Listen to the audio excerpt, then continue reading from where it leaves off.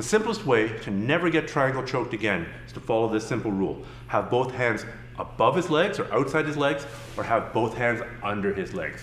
It's when one hand is over and one hand is under that you get triangle choked. For almost all variations of the triangle choke, he needs one arm inside the legs. So never casually be passing the guard and put one hand under. If he knows grappling, he will finish that choke and tap you out for sure. Now there are guard passes that rely on one hand under.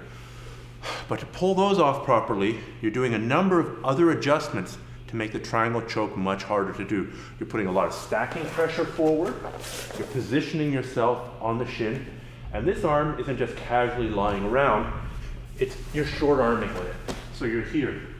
So you're not here, where you probably get triangle choke, your elbow's in. And here's another thing.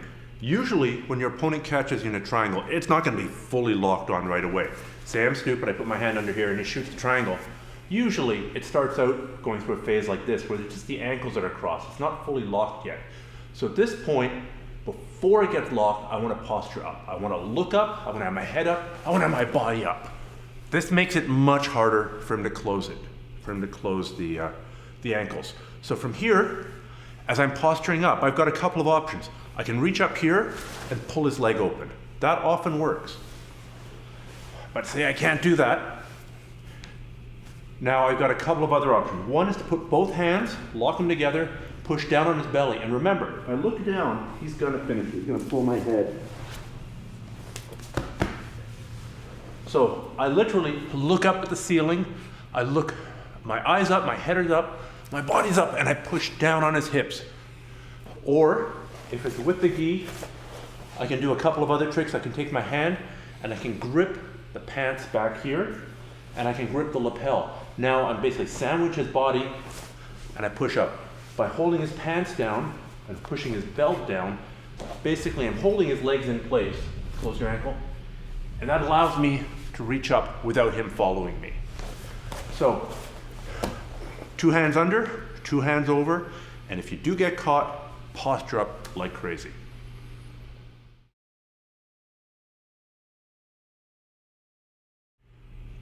This is a cool triangle escape. Richie catches me in the full-on triangle.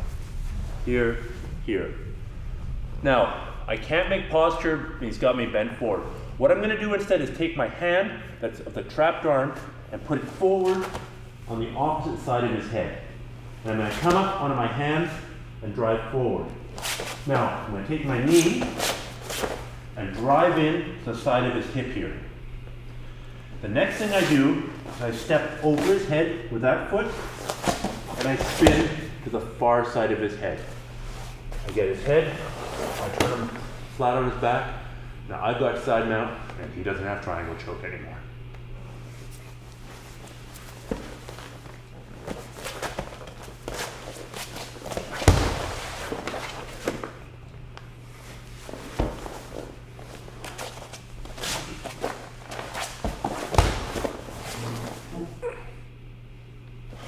Here's some details that'll make this escape even more effective. So, I've got 2 hands. I use the hand of the arm that's trapped, right? It's inside his legs. I don't put it on this side of the head. I put it across the head. You'll find that easier most times anyway.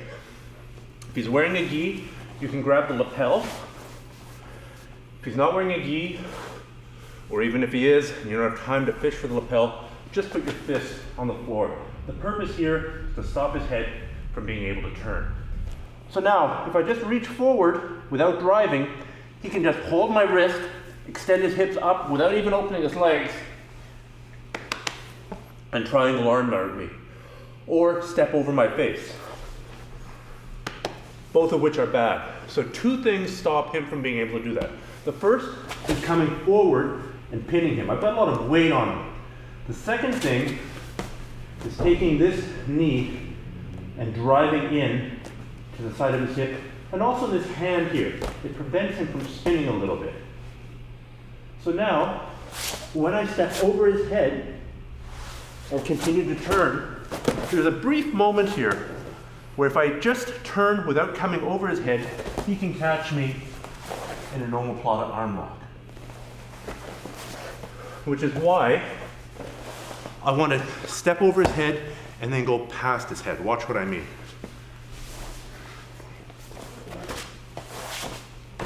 Here, he can maybe omoplata me. If I step over his head, the omoplata is completely shut down. And you know what? Even if you get caught in an omoplata, again, at least there's motion.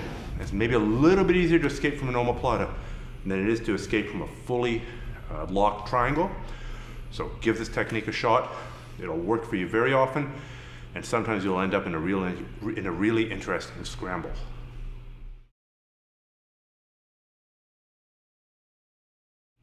This is a last-ditch triangle escape. It's locked on, you can't posture up, you're going out, you're kind of hooped. You can still try this, and it's got a pretty good chance of working. So, we're here. Richie's got the triangle locked on. He's leaving it a little bit loose so I can actually talk to you, but it'll work against the fully closed triangle. Now, this is my free hand, this is my trap hand. I'm gonna take my free hand and control Richie's wrist. Now, I'm gonna drive forward and bring my foot underneath his body. I'm gonna drive a little bit forward. Then I'm gonna take my other leg and step up into the armpit. Now, maintaining the wrist grab and kicking this leg straight, I push and pull. I'm gonna pull his wrist, I'm gonna kick with my leg, I'm gonna squeeze my knees a little bit to make it harder for him to come up. Now, it's a scramble for the top. I can't promise you the top position, but you are out of the triangle, so you should be pretty happy with that. In an ideal world, bring his leg to the side, fold my leg under, come up and get the top.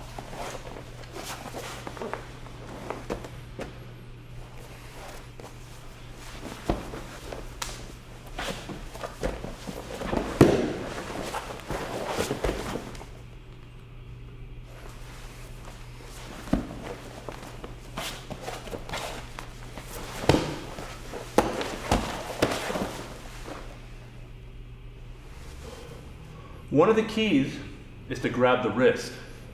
If you're fighting some guy in a gi, it's more secure if you just grab the end of the sleeve. This way there's no way it's gonna slip. Plus the other thing is, if you're controlling his arm, whether you're here or here, it makes it a little bit harder for him to reach up, pull your head down,